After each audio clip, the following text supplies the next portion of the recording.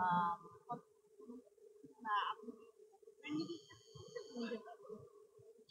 আমি আসলে সবসময় খুব সিম্পল লাইফ লিড করতে পছন্দ করি। আর গ্রুমিং এর ব্যাপারটা যেটা, নিজেকে আসলে নিজে প্রত্যেকটা মানুষেরই আলাদা আলাদা সৌন্দর্য থাকে। তো আমি আমি মনে করি যে আমার সৌন্দর্যটা আমার আলাদা।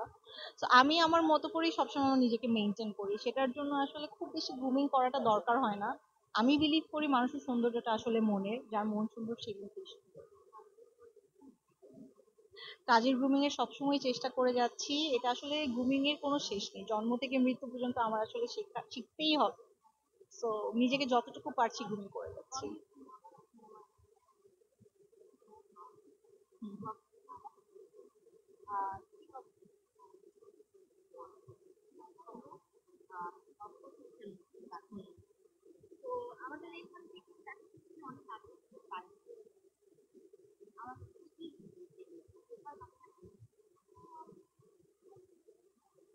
এটা নিয়ে আমি আসলে কিছু বলতে চাচ্ছি না।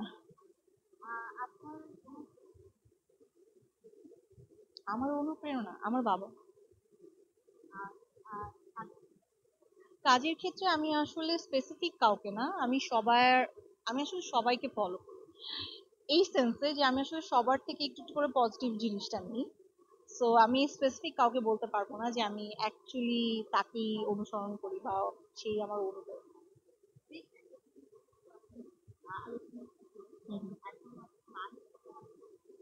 হুম।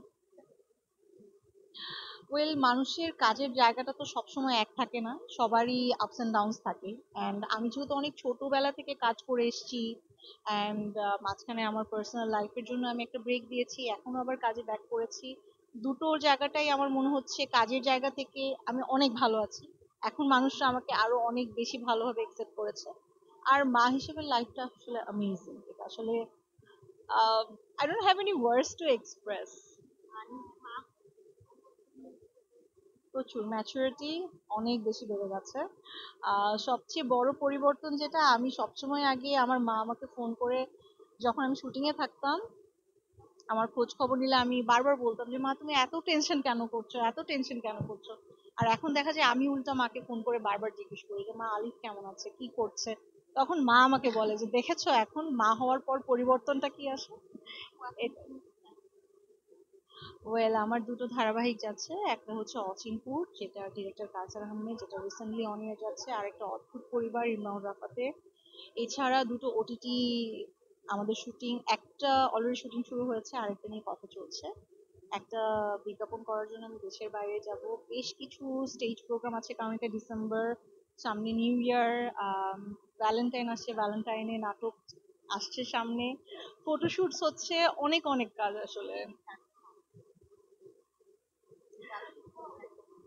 আমি বলবো আমার কাছে এখন অনেক বেশি স্পেশাল আর গুরুত্বপূর্ণ, কারণ আমি আজকে দীপ্তর অ্যাওয়ার্ডে এসেছি, আর আমার প্রথম ওটিটির কাজটা আসলে দীপ্তর সাথে। অ্যান্ড আমার প্রথম ওয়েব ফিল্মটা দিয়ে আমি আসলে একটা বেস্ট অ্যাক্ট্রেসের অ্যাওয়ার্ড অলরেডি পেয়ে গিয়েছি, যেটা ত্রিভুজের জন্য। সো এটা আসলে আমার কাছে খুব ইম্পর্টেন্ট, আমি খুব ভালো লাগে।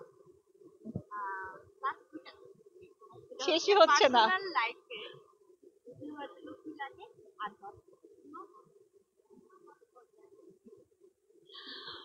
পার্সোনাল লাইফে সুখী হওয়ার জন্য আসলে মানুষের খুব বেশি কিছু লাগে না। আমার মনে হয় যে মানুষের এক্সপেকটেশন যত কম সেই মানুষ তত বেশি হ্যাপি, আর কমপ্লিকেসি যত কম সেই মানুষ তত বেশি হ্যাপি। আসলে লাইফটা অনেক সিম্পল, আমরা সিম্পল করে সবকিছু দেখলেই মানুষ হ্যাপি থাকে।